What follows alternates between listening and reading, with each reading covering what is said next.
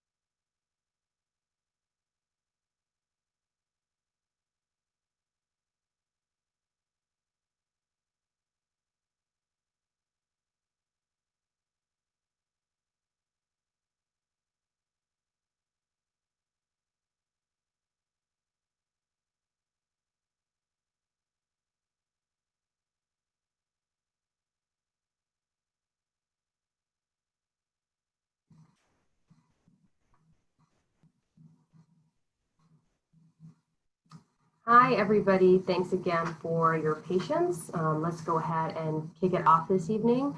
I'd like to introduce you all to the Miami Foundation President and CEO, Rebecca Fishman-Lipsy.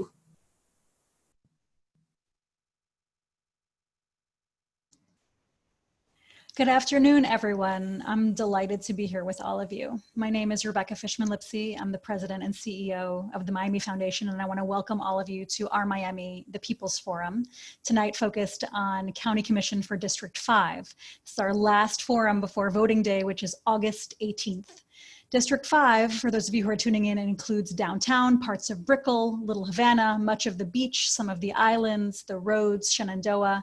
But the truth is, county commissioners not only represent their district, they vote on so many quality of life issues that matter for the entirety of Miami-Dade County. So if you care about Greater Miami, this election matters to you. And I want to thank the board and the staff at the Miami Foundation and our 12 nonprofit partners and our friends at the Nootropic for making this evening possible.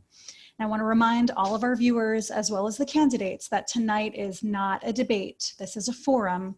It's an opportunity to meet and bring out the best of the candidates that are running for this office, and for the candidates to have the opportunity to speak to the issues that their constituents care about the most. So thank you for bringing your best self and for treating each other with respect. And with that said, I'm excited to turn it over to our friend at the Nootropic, Bruce. Thank you.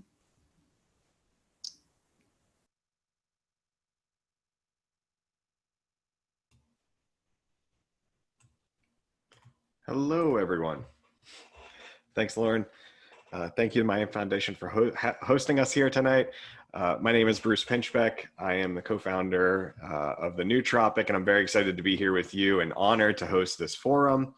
A friendly reminder that this is a forum, not a debate, and we do have some ground rules we'll go over once we get the candidates in here.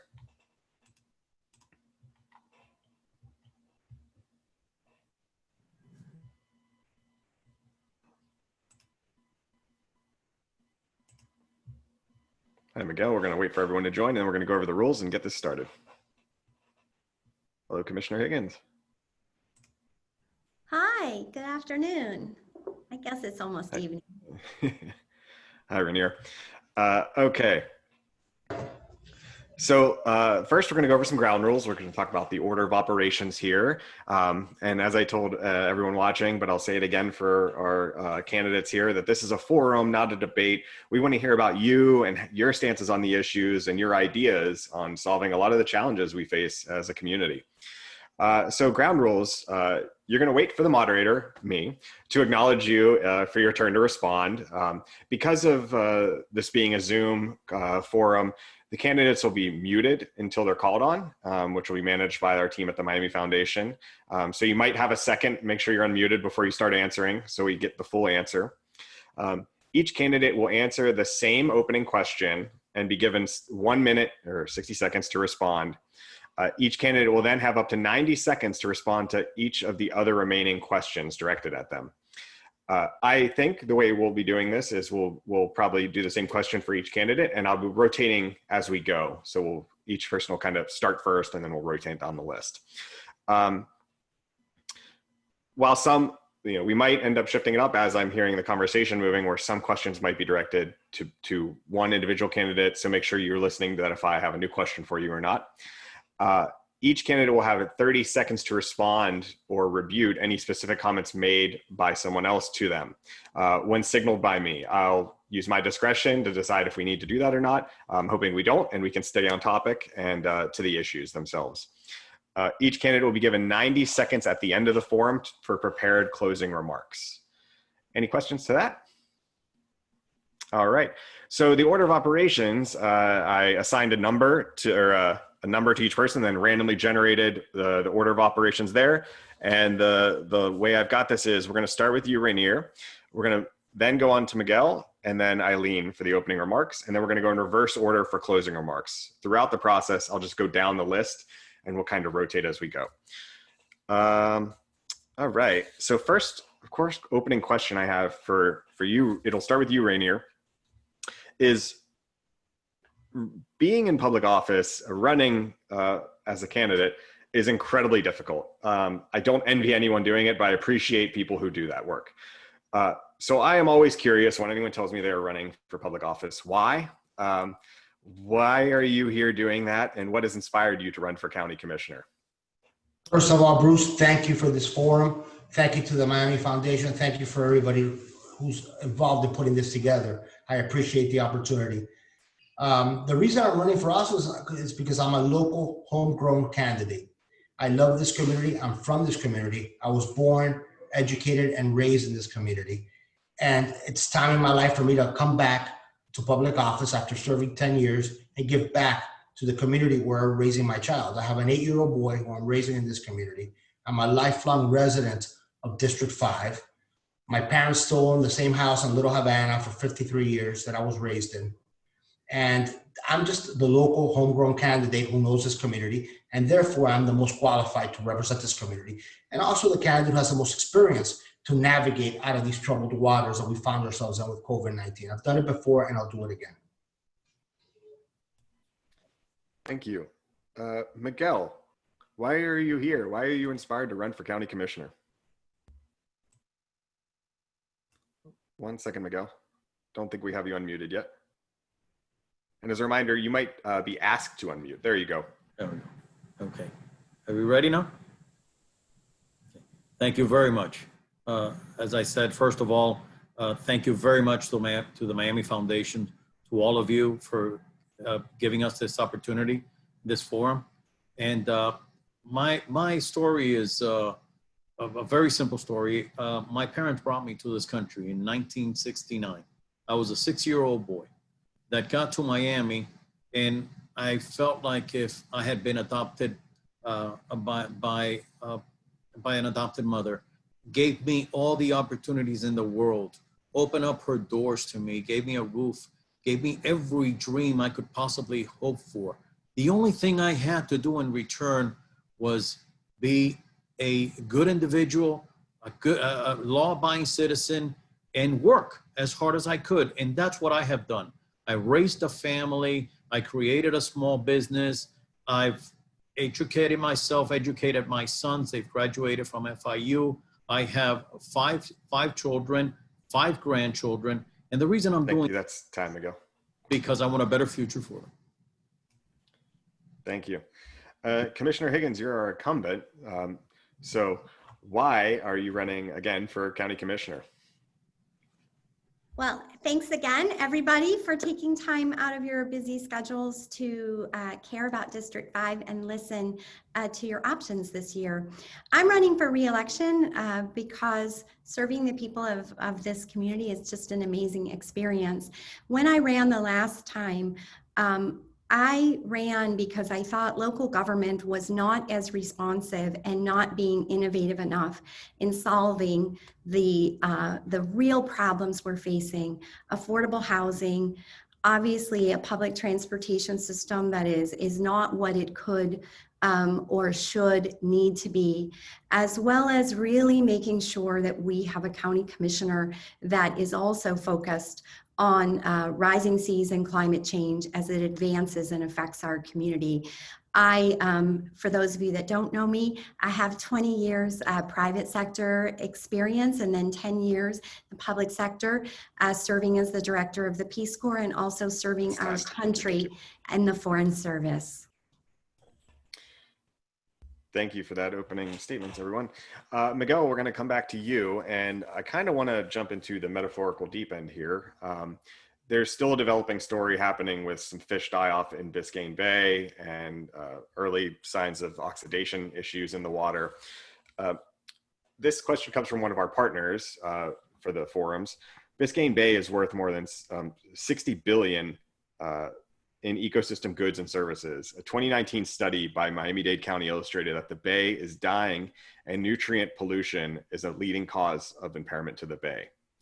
The city of Miami recently passed the most robust fertilizer ordinance in the state to address the nutrient runoff. How would you address nutrient pollution and stormwater runoff at a county level? At the county level, I would follow in a lot of the city of Miami steps in restricting the kind of fertilizers and how they're applied in our county. It's a very difficult problem because it's not only coming from us, but it's coming across the ocean with the sargassum. And it's a difficult problem that we must look for technology and look elsewhere in the world that this situation is happening so we can learn and apply those technologies and those methods to our area. Thank you, Miguel. Commissioner Higgins. Yes. Just like sargassum, this horrific fish kill, I was out there last evening on the bay. It's another example of climate change and the effects of rising water temperatures. The samples we took this week in the bay were over 90 degrees and the oxygen level is at 0.1%, which means these poor fish can't make it. And when you add nutrient levels from, for example, fertilizer, that people may use on their lawns or in their gardens, it's adding fuel to the fire. So obviously the county needs to expand a fertilizer ordinance. And we sometimes, when we want to say we're not going to fertilize during the rainy season, I get some pushback from fellow commissioners that, oh, well, we're telling people what to do. But this is something, our bay is our economy. Let's be very clear. We need it for tourism. We need it for fishing. And so we really do need to work with Miami Waterkeeper and make sure that that fertilizer ordinance is implemented. We did, and I co-sponsored along with Commissioner Jordan, we passed in October an ordinance banning glyphosate on any county facilities because obviously that is something that should not be going anywhere near our water supply. But there is lots more that's going to need to be done. We are going to have to upgrade our pumps and our stormwater system. And a lot of that is happening. It's just slow. Thank you, Commissioner. Renier, would you like me to repeat the question? Smile.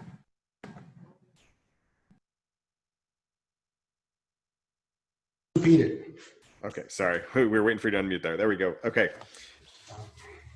Biscayne Bay is worth more than $60 billion in ecosystem goods and services. A 2019 study by Miami-Dade County illustrated the bay is dying and nutrient pollution is the leading cause of impairment to the bay. The city of Miami recently passed the most robust fertilizer ordinance in the state to address nutrient runoff. How would you address nutrient pollution and stormwater runoff at a county level? Well, first and foremost, I applaud the city of Miami for passing that ordinance, and I think the county should follow suit. Right now, we have a tremendous opportunity with federal CARES dollars that are coming down to address a lot of these issues. Plus, we need to work a little bit more closely with our state government, because that's where stormwater funds usually are allocated from the budget in Tallahassee. So we need to work a little bit more closely with our state government. We need an experienced commissioner who has relations with Tallahassee and Washington to not misspend COVID dollars like they're being misspent now, to apply them to the exigencies of our district, of District 5.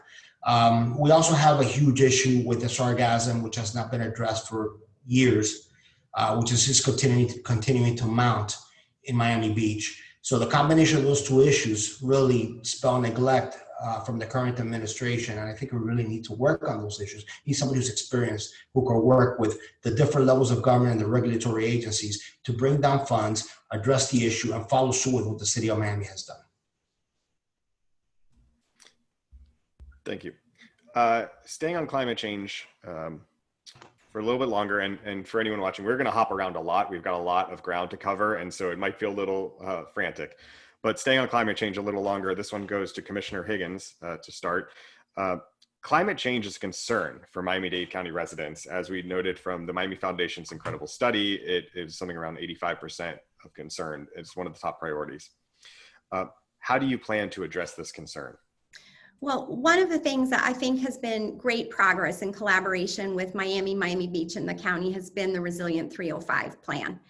And that details very, very specific actions, some of which are already being taken, some of which must be taken.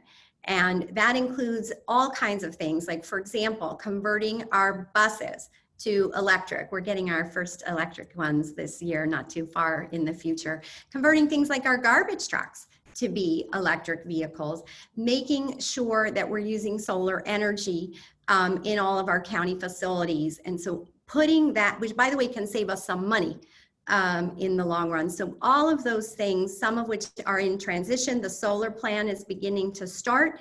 And then also providing incentives, which we do for LEED certified buildings. When developers are building LEED certified buildings, they get a little bit of extra density, which sometimes is good, sometimes is bad, but it's good for the environment. So there's a lot of possible things, some of which are really happening. We obviously need to do more stormwater pumps, and you can see in Miami Beach, we are particularly working to make sure that we're adding more pumps and adding much more to the wastewater runoff or stormwater runoff. Thank you. Renier, this comes back to you now. Climate change is a concern for Miami-Dade County residents. How do you plan to address this concern? Oh, we don't have you unmuted yet. I'm sorry. There Can you hear me? Can you hear me? You know, I spent my summers in Miami Beach growing up. I'm extremely concerned about the beach, about the environment. One of the first things I will do as a county commissioner is get appointed to the committee, the subcommittee that oversees the environment, oversees tourism, and oversees the beaches for District 5. Right now, I don't think that's the case. So I think you need to have a commissioner who's engaged in those areas.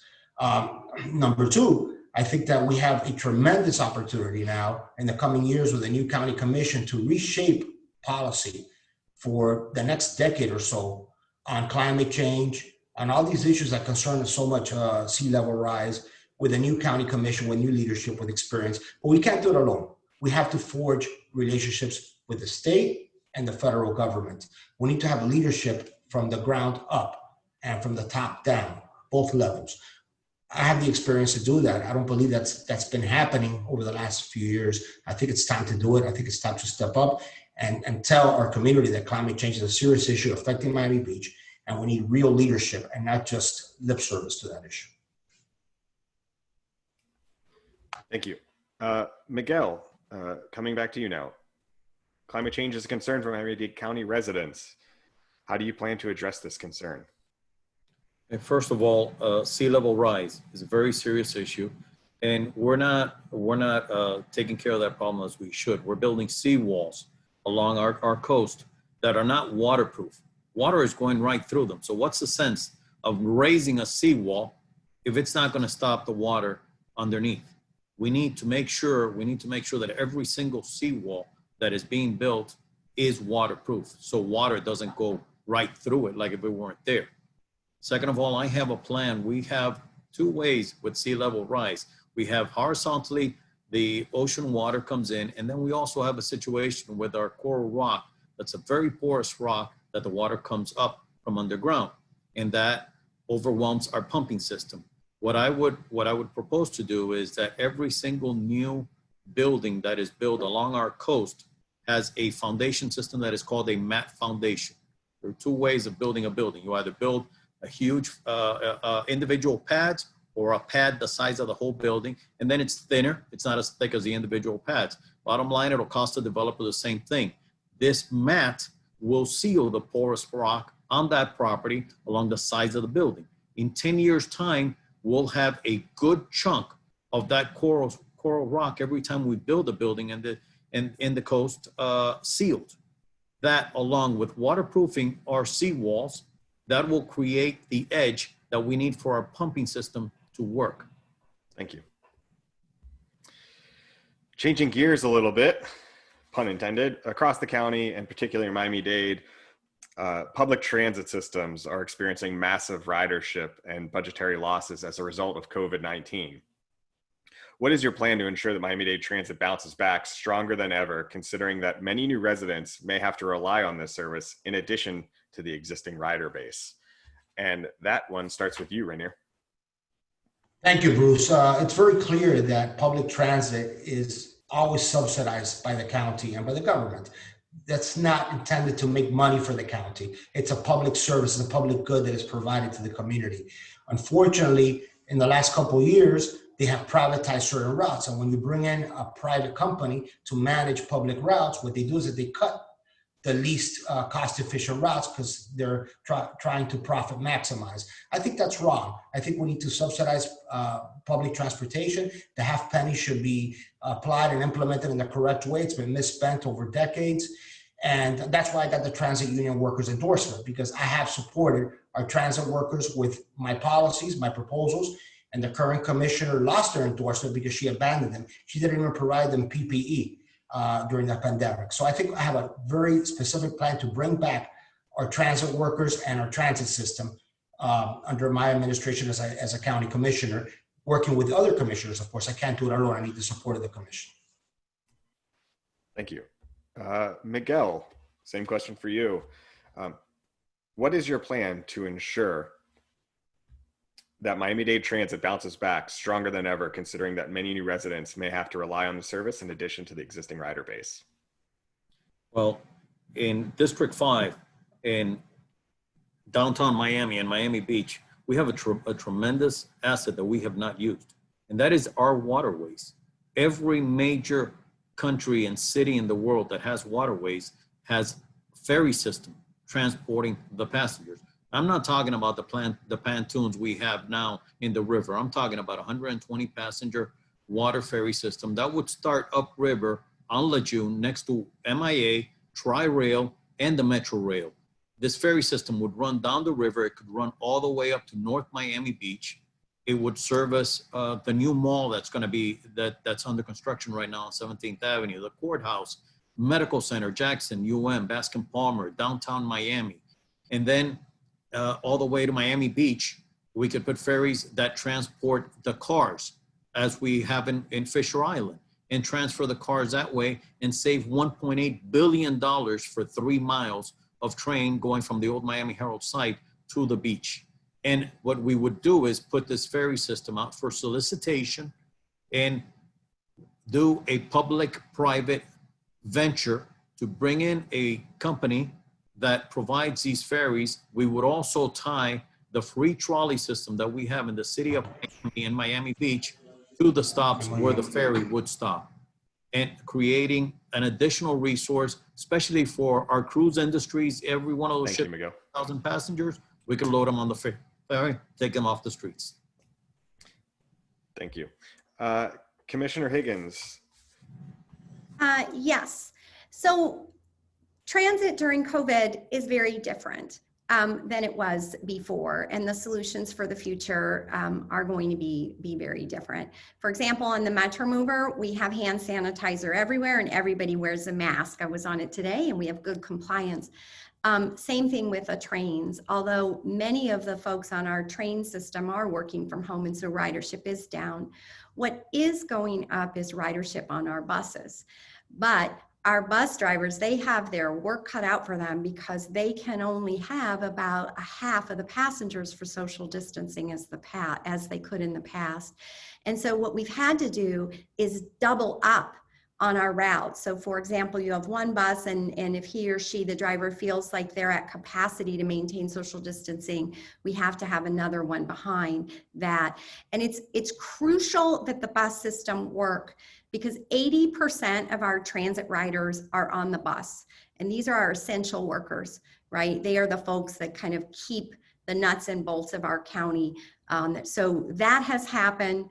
And continues to happen, but we are going to continue to have to collaborate. So for example, we had a great collaboration with the city of Miami Beach to use some of their trolleys, their vehicles, to help back up and make sure that we were doing combined routes and not leaving any passengers behind. We continue to have to work on connecting the rest of the county. Thank you. Right? We as well. Thank you, Commissioner. This question starts with you, Miguel. Do I have that right? Yes. This is a viewer question from Alex in Miami Beach, and I think this is a great one for District 5, as we've got a lot of folks who work in the tourism industry in this district. It's kind of a broad question here, so I'm very curious to hear the answers. But Miguel, what is the future of tourism-oriented jobs? The future of tourism, that's a very good question. Tourism is very important. As we all know, our economy relies on tourism. I have a great deal of hope for our country and the COVID situation being resolved before the end of the year, worst case at the beginning of the year with the vaccines that are going to be coming out, and tourism coming back up to, I believe, higher levels than what we had before, and restoring our economy in the coming year very rapidly in not only tourism, but every single development. Americans are very hard workers. We work hard, we play hard.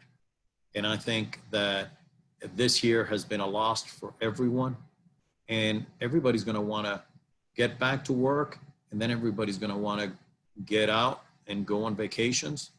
And that's going to help our economy tremendously and our tourism industry tremendously. Our cruises are going to come back. And if we implement this ferry system that I have spoken about, imagine transporting all our passengers for the cruise companies using this ferry system. Everybody will love it. If you live in North Miami Beach, like this gentleman lives, he can hop on the trolley for free, go over to the ferry, jump on the ferry, go to MIA, go to the mall, go just downtown. Thank you, Miguel. It'll be a great experience. Thank you.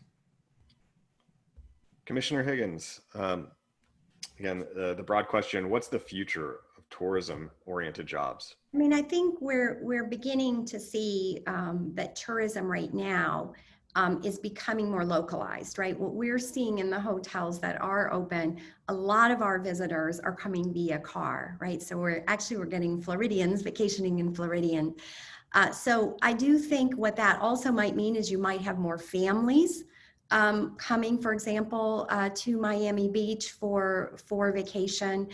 But the truth is, given COVID, testing has to get better, and we've got to get results faster. And then patrons are going to require, and we're already seeing these adaptations, they are going to require feeling safe.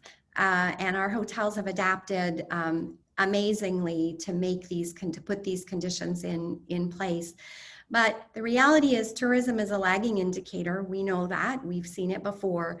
And so that's why the county has activated a lot of our CARES dollars funding to really support people who are working in restaurants, in hotels, driving taxis, making sure that they are able to continue to provide for their families until the days when the vaccine comes, hopefully next year. But I think we're going to be seeing a lot of outdoor activities. We're already seeing that, right? Boating, water skiing, all of those things, being outside. People are taking advantage of it more now, and I think that is going to be here to stay in the tourism industry as well. Renier, what's the future of tourism-oriented jobs? The future of tourism is getting out of the COVID-19 crisis first and foremost. So we need to have a plan to get out of COVID-19. This county does not have a plan right now. I think we're all aware that it's been a total contradiction of emergency orders, opening and reopenings and reclosings of restaurants and other public places. The gyms, interestingly, reopened, but other places have not. I don't see the logic, the rhyme or reason, or the data behind some of the decisions that the commission has rubber stamped from our county mayor. Apparently, there's some interest that want to rubber stamp the county mayor's emergency orders that have been rebuked by 34 mayors in 34 cities in the same county that they're governing in. So there's a huge problem in the way that the county is communicating with the cities. The way we bounce back is to get out of this crisis, to have testing at the airport for passengers who are getting off planes from hotspots in particular. They need to be tested before they enter our city. The county has not done that. The county controls the airport. The county controls the seaport. What policies have been implemented for a post-COVID-19 world in our county? The answer is none. It will be different if Renier Diaz and Portilla is a county commission. Thank you, Renier. And since we talked about the commission, I'd like to address a specific question to Commissioner Eileen. How do you think our county's response to COVID-19 has been going, and what could be done better? Part of what needs to be done better needs to come from the state, which is the testing. They are in complete control of that. As you all well know, if anyone has been tested up until about a week ago, you had to wait 10 days to have a result. And so the data that we're getting, when we get it, only tells us what happened 7 to 10 days ago. So that, I think that's a big learning, that the county going forward needs to have its own chief medical officer. We cannot depend on the State Department of Health to do that. That, I believe, caused us to open too much too fast rather than in smaller bite-sized pieces. And thankfully we're seeing that, you know, we were a month ago, what, over 30%-ish, or in the 30% positive range, and we're now slowly but surely working that down to about 12%. And we've got to continue to wear our masks, make sure people are abiding by social distancing so that we can get back to having our businesses opened when that positivity rate falls down. What the county's done really well is activating the CARES dollars to make sure that the residents and small businesses are taken care of. We gave $100 million to the cities. We've got $200 million in aid going directly to what the small businesses and the residents of this county told us that they needed. And they need it to survive. You know, they're paying their rent, they're paying their bills, they're help with groceries. Thank you, Commissioner. So shifting gears again here, so we can make sure we hit all the different things. I heard a little bit of mention from all the candidates about being outside and the outdoors and how important that is in this transition period along with social distancing. And this is kind of a combination from many viewers and from community partners. But given the need for and sorry, this is going to go to you first, Miguel. Actually, no, I'm sorry, Renier. Renier, this will be going to you first. Given the need for social distancing in the foreseeable future and the fact that parks are one of the few places that can safely handle large numbers of people while still properly distancing, how will you enhance funding of county parks, of the county parks department to ensure that the county can offer an outlet for its residents to be better positioned to pull ourselves out of the current crisis? I think that's an important question, Bruce, how we support our parks. Number one, I think we have to spread the wealth. There's tremendous development happening in certain parts of our community and in certain parts of our county, but not in other parts. So I think impact fees have to be spread around the entire county. For example, if something happens in the Brickell area, there's development in the Brickell area, there's development in the downtown area, that wealth, those impact fees should be used to build residential parks in residential areas further down west in residential communities. Speaking as a county-wide official, it should be spread throughout the entire county to not only maintain our parks, but to create new parks and bike paths. So we have to spread the wealth. There's enormous investment and interest in Miami-Dade County right now, and in the city of Miami in particular, and not enough of that money is getting dispersed throughout other communities that are needy. I would do that. I would not have the concentration of wealth in just one area of Miami, the city of Miami or Miami-Dade County like is happening now. Thank you. Miguel, same question. Where did we go here? Given the need for social distancing in the foreseeable future, and parks being one of the best places to be able to handle that, how will you enhance funding of the county parks department to ensure that the county can offer an outlet for its residents and be better positioned to pull ourselves out of the current crisis? Well, we have a lot of developers that are building huge projects. And I think those developers should contribute to this situation that we have right now. We have developers building 60, 80-story towers along our river, close to our parks. And I think they should contribute to help enhance those parks. I remember we had about 5 years ago, a developer that wanted to put 4 60-story buildings close to Jose Marti Park. The developer winded up making a contribution of $25 million to enhance Jose Marti Park. Well, unfortunately, that money was taken from the city of Miami and put into the general funds. I think we need to be very careful of where we move money and stop this policy of covering holes and not apply the money where it is designated to be applied. And this is one way that we could help with our park system. Thank you. Commissioner Higgins, the same question for you. Yes, so I've been working very diligently on that because District 5, as many of you know, is very dense. It includes large parts of the city of Miami, which historically, we got a lot of buildings going on and we don't have a lot of green space. So we've tried to be creative. I was one of the founding members of the Underline. Actually, we just were out there today with Congresswoman Shalala. So that is an innovative way to make sure that we're making park spaces from underutilized spaces. Right now in District 5, we have that also under 2 different Metro Mover stations to create playgrounds for children and also dog parks in the really dense part of the city. For example, downtown, there's no such facility like that. Now, meanwhile, in some of our suburban areas, I've partnered with the city commissioners because they've been able to buy some small pieces of land that could be a dog park, a pocket park, but they haven't had the funding. So I successfully was able to make sure some county general obligation bond money is contributing, and we will be building those 3 little parks this coming year. So it's a great partnership between the city of Miami and the city. We also have to expand bike lanes because it's not just about being in parks, it's also just about being outside, and being outside means safer to walk, safer to bike. And the county has a really kind of good plan in downtown. We're just ready. We're waiting for the permits to start building those. And then I think you'll see what I was able to accomplish in Miami Beach was closing Ocean Drive to cars and also Washington Avenue to cars and creating bike lanes. Thank you. Thank you.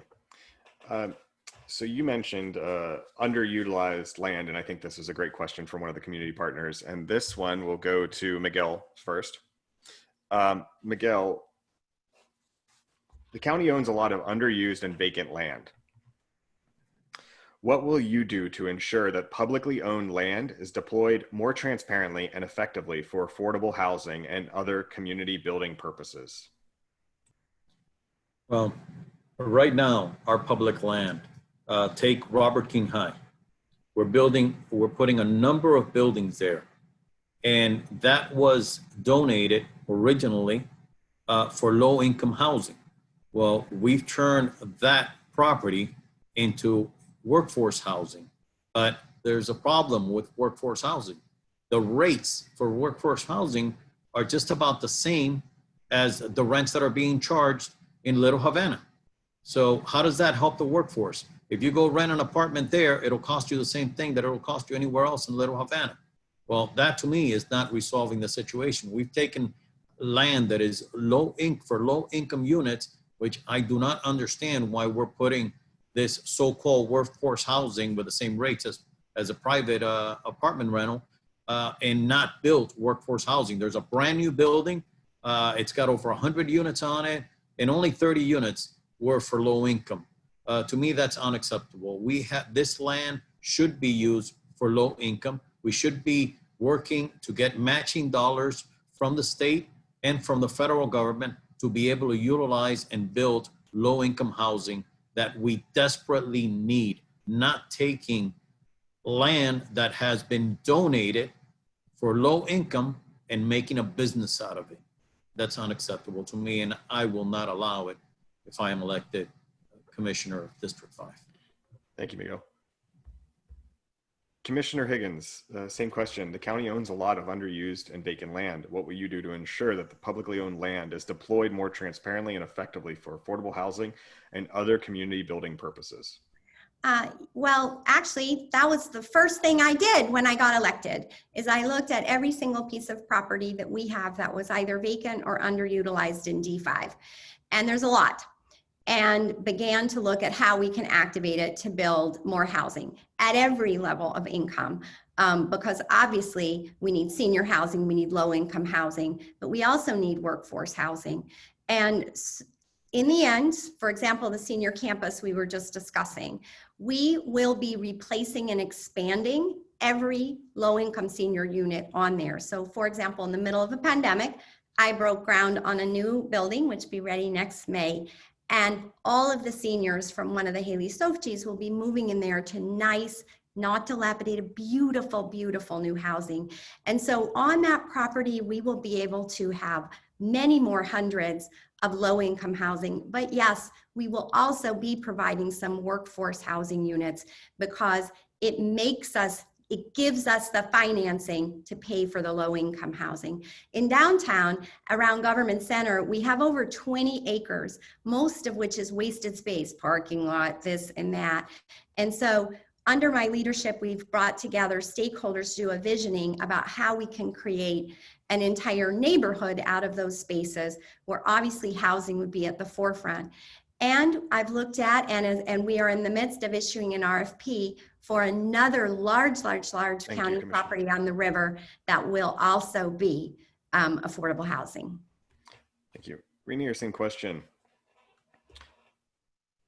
Oh, 1 second. I spent 4 years, Bruce, on the Florida Housing Finance Corporation. I know housing issues, not only a local level, from a statewide level. Very familiar with tax credits, leveraging tax dollars with the state and the federal government and HUD, working with different agencies. It's a very complex process. Having meetings is just not enough. It's not going to get it done. We need to have a plan in place. First of all, the government is spending money like drunken sailors. We have a lot of government, city land and county land for government offices that developers would love to have, and then they'll give us affordable housing units within those developments. We need to have AMI of 100%, not more than that, so it's really affordable. Commissioner Higgins lives in downtown in a luxury condo. What has she done in the last 2 years to create affordable housing in the downtown area? Plus, the homeless issue has to be addressed. It's a huge problem. It's gotten worse during COVID-19. We have the resources, the homeless trust, yet it's not being addressed. Miami has become a magnet for the homeless and need to be dealt with in a humanitarian way, but they need to be dealt with.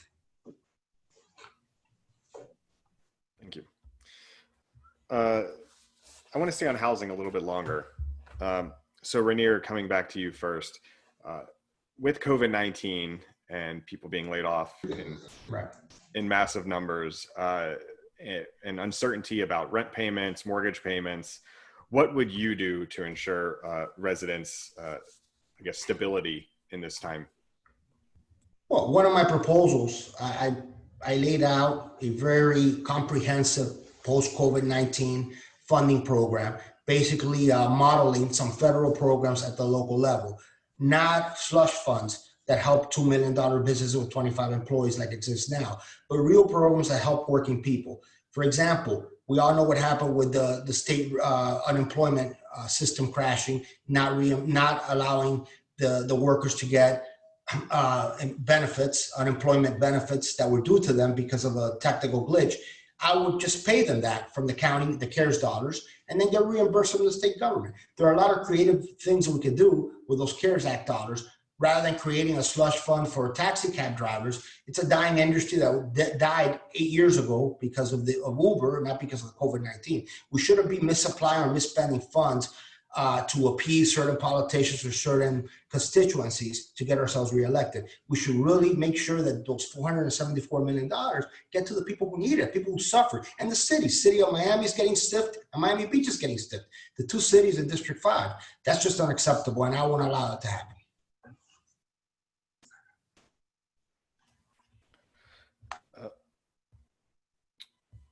Moving on, we have Miguel for the same question. With COVID-19 impacting jobs, housing, people uncertain about rent payments, mortgage payments, et cetera, how would you ensure stability for our residents moving forward? Well, the first thing I would do is these programs that we have implemented to help our businesses and our population, our residents, with rental assistance and our businesses helping them with loans.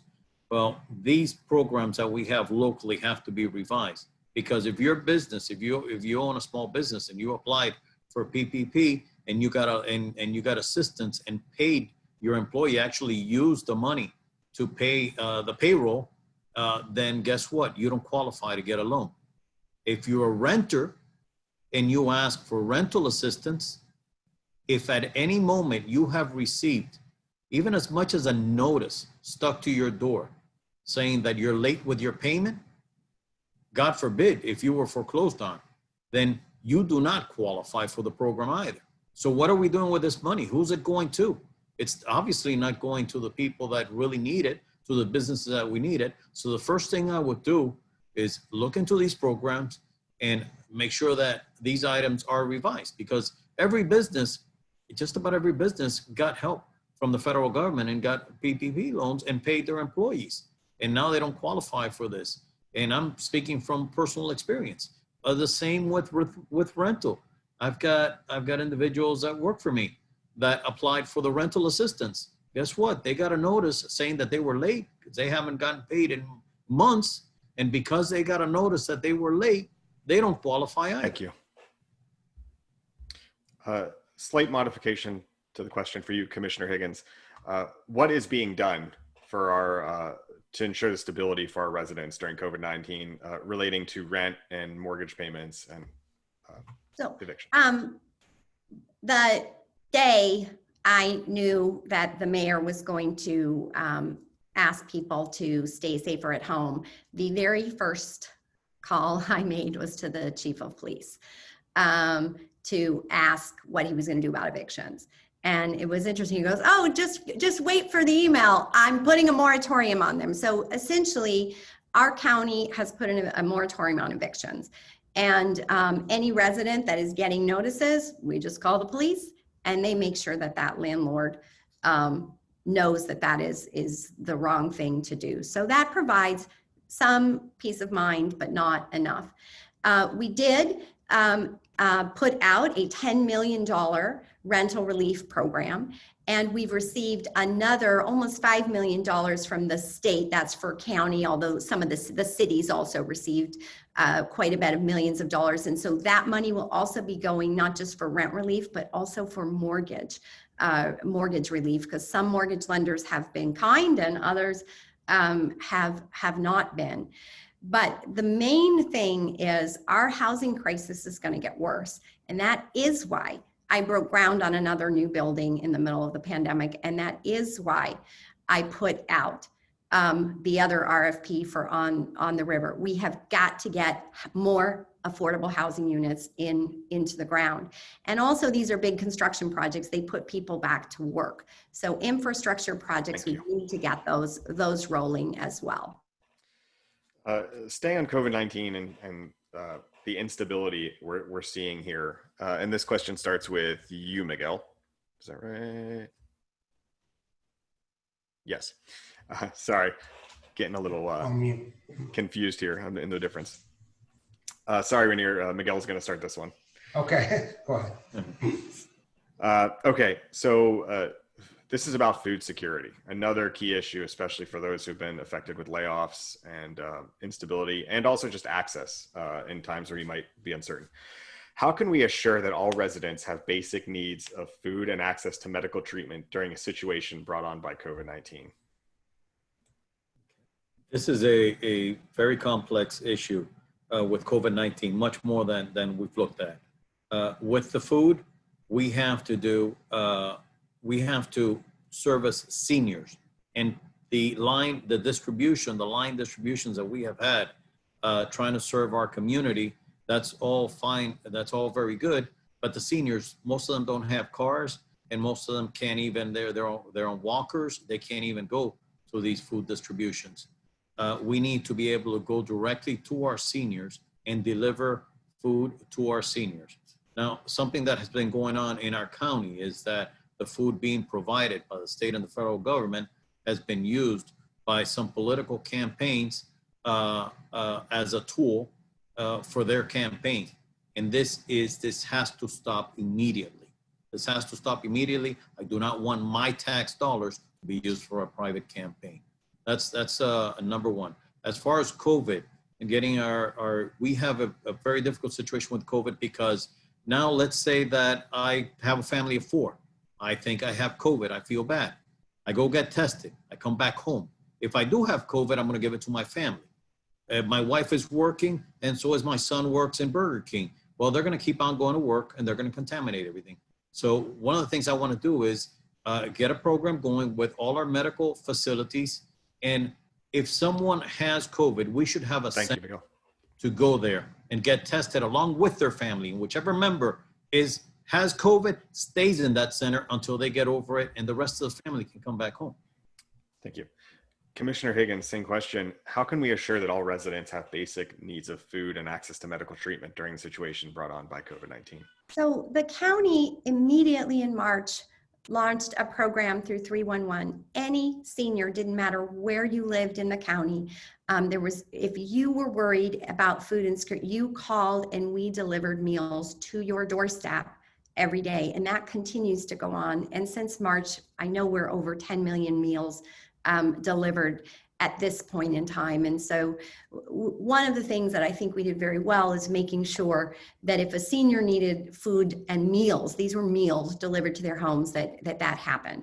District 5 has a lot of families that are working families that live on the edge. Many of them worked in tourism. They lost their jobs. And sometimes they were able to get unemployment, sometimes not, but that took months, as you know, because the system completely broke apart. And so food insecurity became very, very serious, and the county implemented a number of food drives, but it required a car. And so I passed legislation requiring the county to allow walk-up food distributions. And so we have been doing those every week in District 5.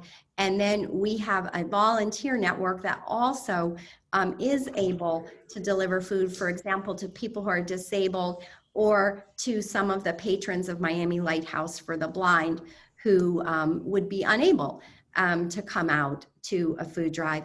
Food insecurity is going to remain an issue, and we are also focused very much because people need to apply for SNAP. They've paid into the system for years, and they deserve those benefits now. Thank you, Commissioner. Renier, same question. How can we assure that all residents have basic needs of food and access to medical treatment during the situation that's brought on by COVID-19?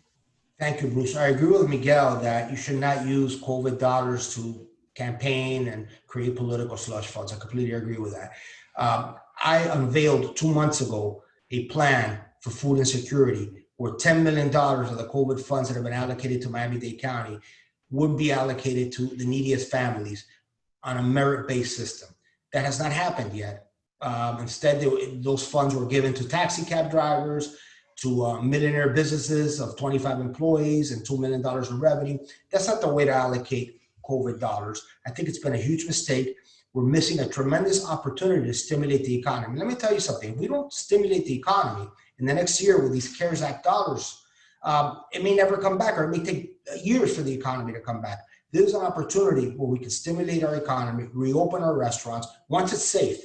All this is based on the crisis, the COVID-19 virus abating or somewhat being controlled, obviously. And that's what that money should be used for. It shouldn't be used for slush funds or to get reelected or to appease a particular constituency because you're running for reelection. And I think the mayor has failed, and he's been universally criticized by 34 city mayors, not by me, but by 34 city mayors. And this commissioner has rubber stamped every one of his decisions. That's a failure in leadership, Bruce. Commissioner Higgins, since he addressed you directly on this, would you care to respond? 30 seconds. Well, I'll tell you what I've been focused on. I've been focused on making sure that the CARES dollars don't sit around waiting for a new commission, but that they are activated to help the people now.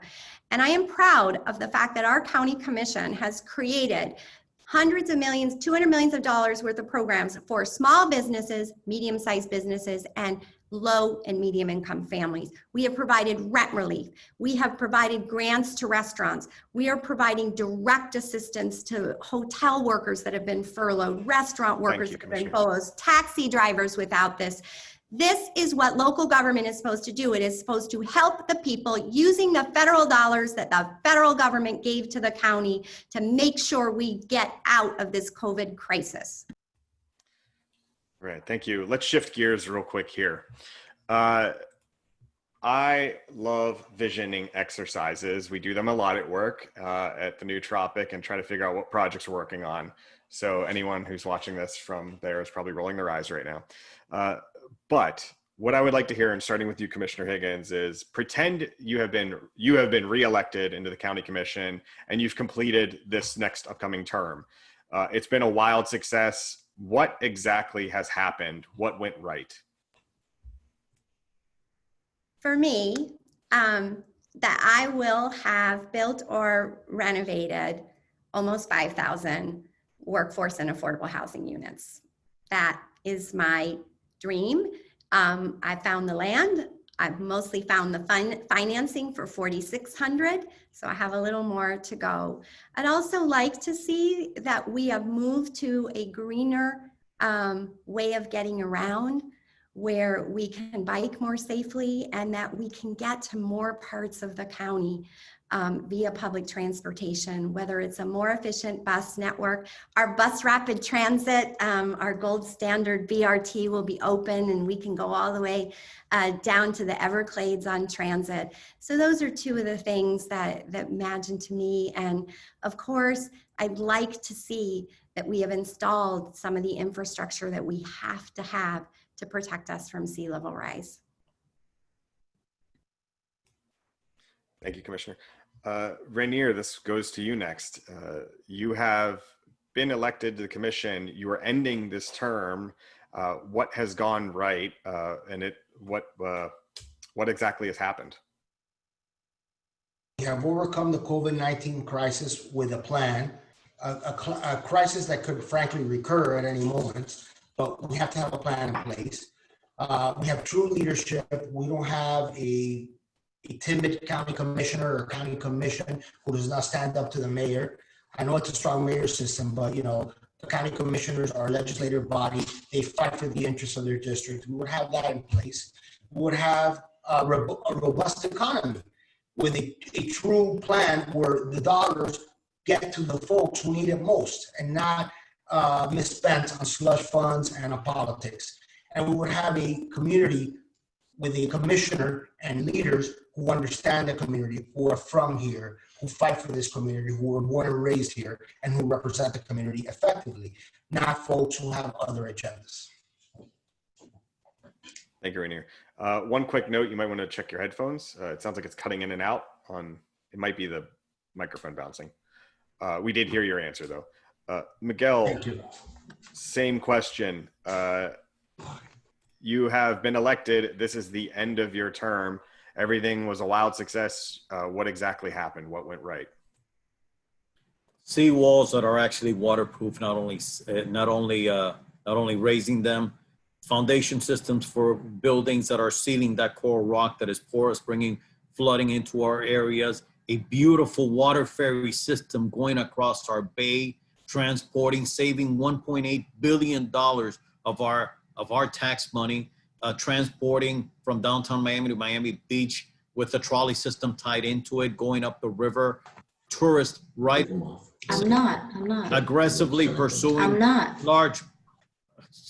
aggressively pursuing large corporations to bring the jobs that we need to our county, making sure that housing is built around these large corporations so people don't have to travel an hour and a half to get to work in the morning and have an extra 3 hours a day because they're technology-based companies and the housing will be right next to it. We will get developers to put in the infrastructure, police stations, fire stations in these new communities, creating an instant economic boost of $300 or $400 million for these corporations, building these corporations, growing our economy, creating a tremendous tax base, and more importantly, these projects could consist of 40, 50,000 homes and new jobs that pay the kind of money that we need to live in Miami, and also taking 40 to 50,000 vehicles from our streets every morning.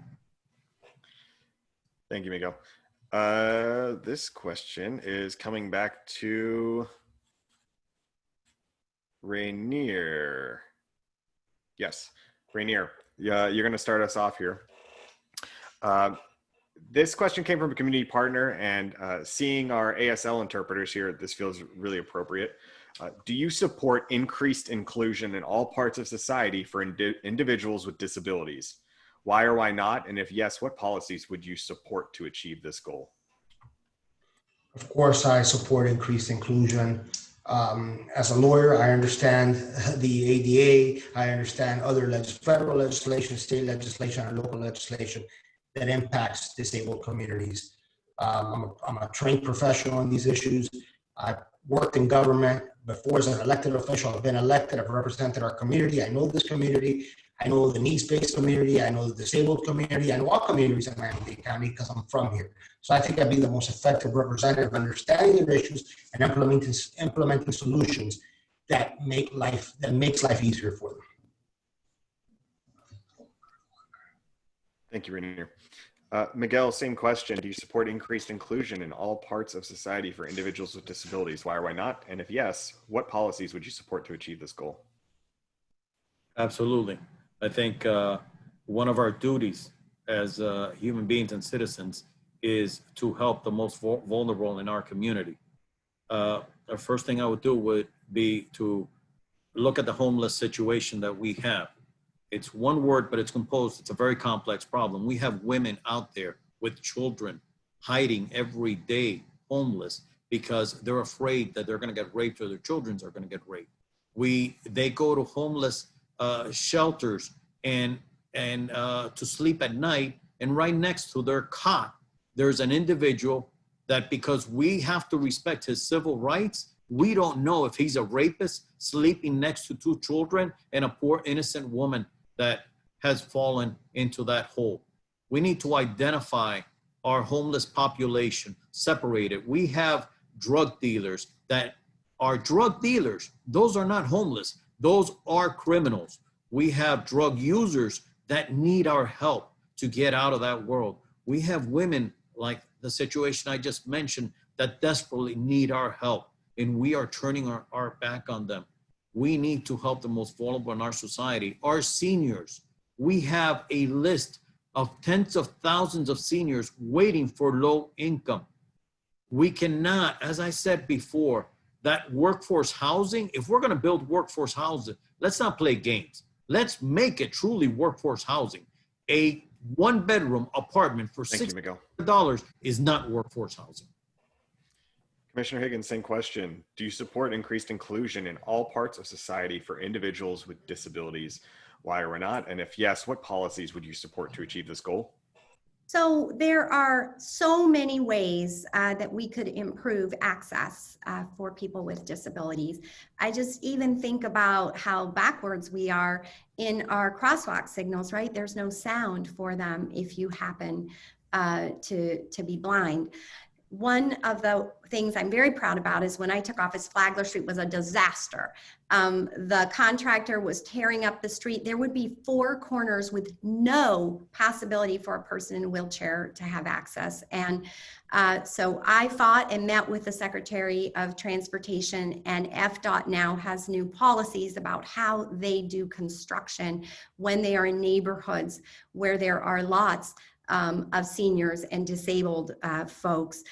The other thing is, particularly during COVID, my office has worked very closely with Miami Lighthouse for the Blind, the disabled vets, making sure that they're able to get access to the same level of food distributions as anyone else. And then one project that is really going to be transformational, speaking of the future of tourism, is the Sabrina Cohen Adaptability Beach on Miami Beach. That project will allow people with disabilities to be able to roll their wheelchairs out and really experience the beach. We'll be the only tourism community in the entire world where a family or a couple who happens to have a disabled member will be able to have access to the beach and go swimming safely. Thank you, Commissioner. All right. Kind of getting to big picture issues here, and certainly these are not easy questions to answer in 90 seconds. But starting with you, Miguel, what are your budget priorities and how would they impact families and communities across Miami-Dade County? Well, I think we're going to have a very rough year coming up until our economy gets going. One thing I would do is look at our budget for this past year. As a small business owner, I know that I have not had the income coming into my business, but I also see that I haven't had a lot of the expenses that I normally have in a typical year. So I see the county the same way. I think we need to do an audit immediately. I would start working on that as soon as I would be elected to see the money that we have left over from this year before it's misspent in other items, and make sure that money is transferred over, those monies are transferred over to our new budget to help us at least start the year with funds from the previous years that have not been used. That to me would be very important.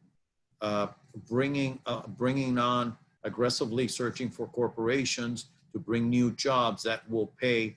Let's be realistic here. We're not going to go to Publix and ask them to drop the cost of a gallon of milk. It's not going to happen. We need to start bringing the jobs to our county that will enable us to pay for the gallon of milk. We're not going to get Publix, and the same thing goes across the board with everything else with our cost of living.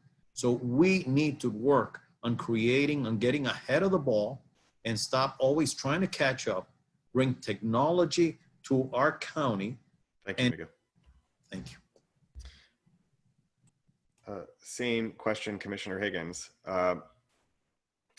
What are your budget priorities and how would they impact families and communities across Miami-Dade? So for me, the basic services have got to continue at the level that they are. So police, we've absolutely got to make sure public safety and the safety of our neighborhoods is our #1 priority. Fire and emergency rescue, they have got to be providing everything people need in their response. And this year, we're also going to have to really look at making sure our community services infrastructure through CASD is also very much maintained, because the level of calls from that is not going to go down as we go through COVID. We already have received a proposed budget, and obviously there's no new taxes. We couldn't possibly raise taxes. People are barely getting by. And I think we're just going to have, work for stability this year. And the other thing is, if the county is going to spend money or start new projects, they need to be projects that create jobs. So for example, making sure we're breaking ground in the next 2 months on that South Dade BRT project that will bring lots of jobs, making sure we're getting our affordable housing complexes broken grounds, and our renovation of, we're renovating thousands of dilapidated units. Like, let's make sure that those RFPs are out and we're putting people back to work with county resources. Thank you, Commissioner. Renier, same question. What are your budget priorities and how would they impact families and communities across Miami-Dade? Well, I think our budget priorities have to match our priorities as individuals, as responsible residents of Miami-Dade County. We have to put the residents first. Transit is extremely important. It's been neglected in the last few years. Routes have been privatized. That's why the transit union endorsed me in this race, because I'm going to bring back some of these routes, which allow the elderly, basically, who are mobile, to move around, do their groceries, and take care of their basic needs. The other thing I will address is spending the CARES Act dollars in a responsible way, which is, I'm going to totally revamp what's happening now and direct those funds to stimulate the economy. So yes, we are going to have a huge budget blow to the county economy, to the county budget in the coming fiscal year. But we can alleviate some of that by getting residents back to work, by getting the unemployed their checks, and by stimulating the economy locally. The city of Miami barely missed out on the $400 million plus. And that's a shame, because their population is nearly 500,000 people.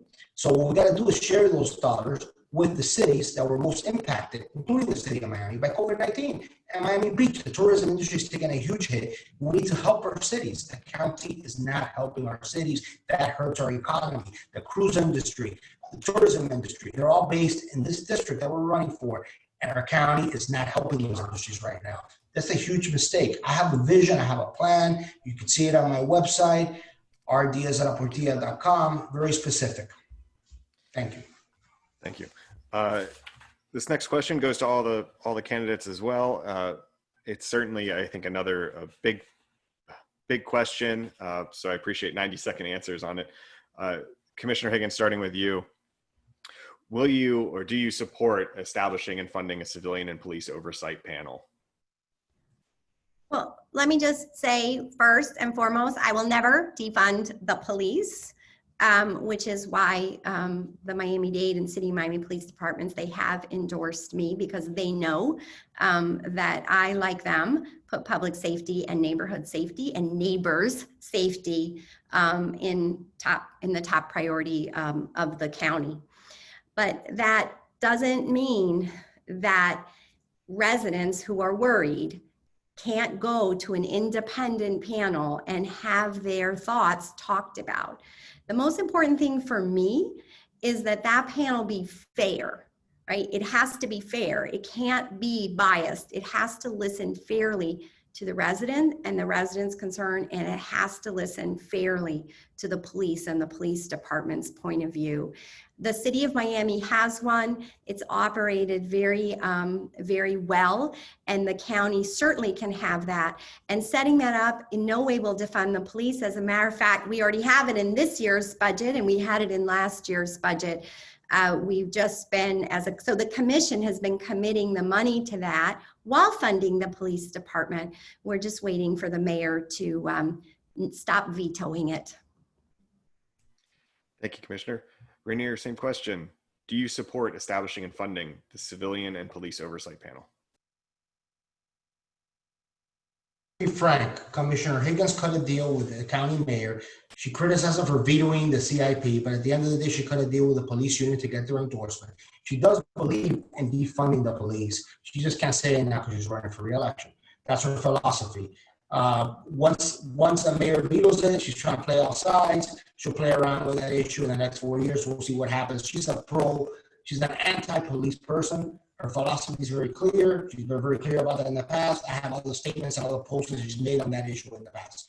I will be fair. I will create an oversight board, but I will make sure that it is balanced. It has experts. The oversight board has already passed. Ms. Higgins has already voted for it. And if it's there, it's there. We're going to deal with it. But I'm going to make sure that our police officers are not held under a higher standard, higher scrutiny than anybody else who has to do their job. They have to do their job. If they don't do their job, they'll be fired for not doing their job. And if they abuse the power, they will be fired for abusing their power. But we're not going to allow the citizenry or the anarchists or people who don't follow the law to intimidate our law enforcement officers. We just won't allow our men and women in law enforcement. That's just not what our community wants, and that's not what our constituents want.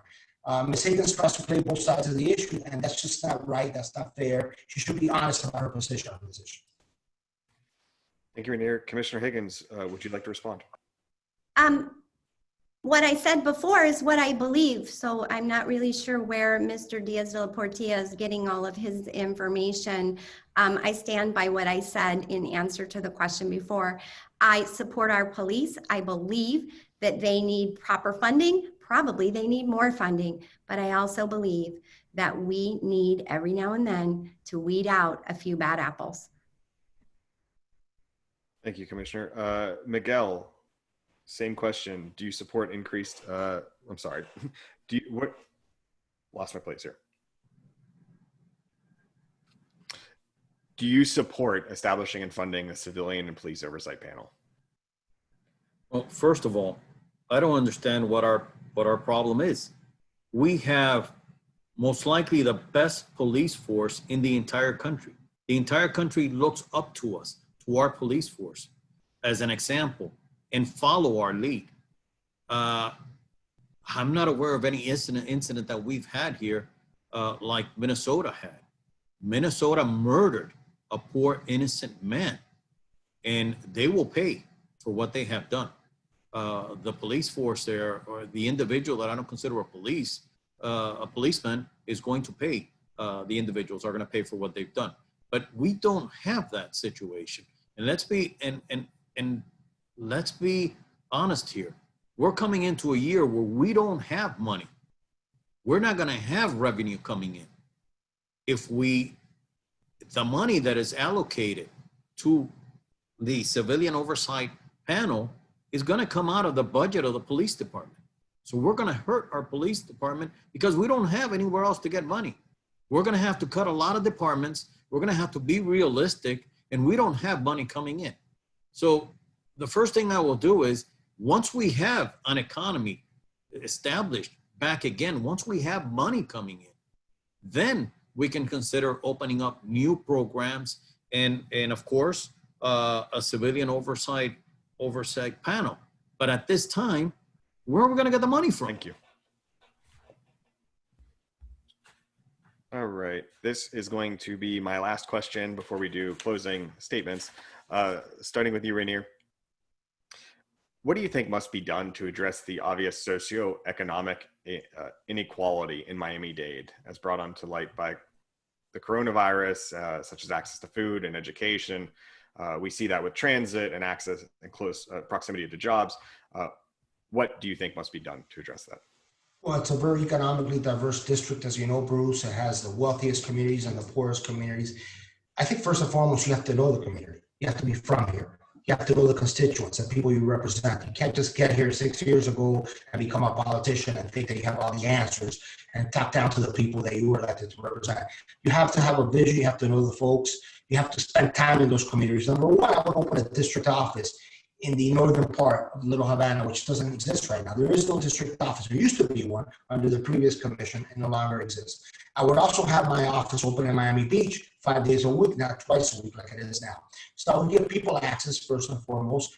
I would again go back to the CARES dollars, which come from the federal government. They do not come from local taxpayers, and apply them to get our economy back to work, get our economy moving again. And I would have a sound COVID, post-COVID-19 policy that is not contradictory, that helps our local businesses, our local restaurants, that gets them back on their feet. Not that just dictates back and forth when they open, you should shut down based on what the mayor, a strong mayor, wants. Without any deliberation, without any meetings, this has been absurd, this has been bungled. botched, whatever word we want to use, it's been a disaster. That won't happen anymore. We need to step up as commissioners. We are 13 elected individuals who could stand up and speak out against the mayor if he's wrong. That hasn't happened. That won't happen if I'm a county commissioner.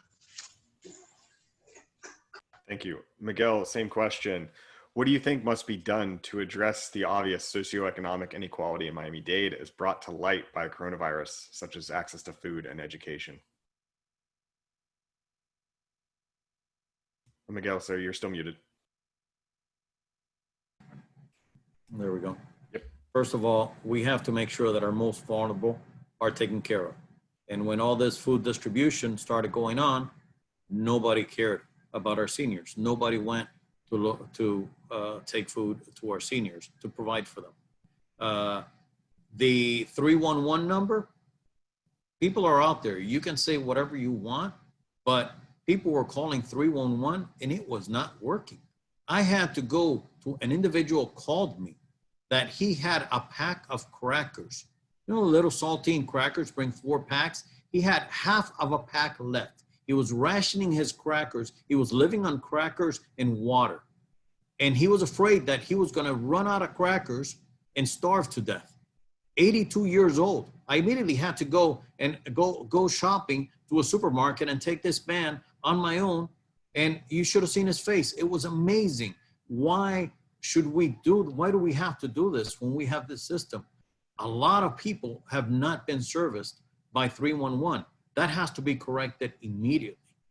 And other offices, other government offices also, that people call and nothing happens.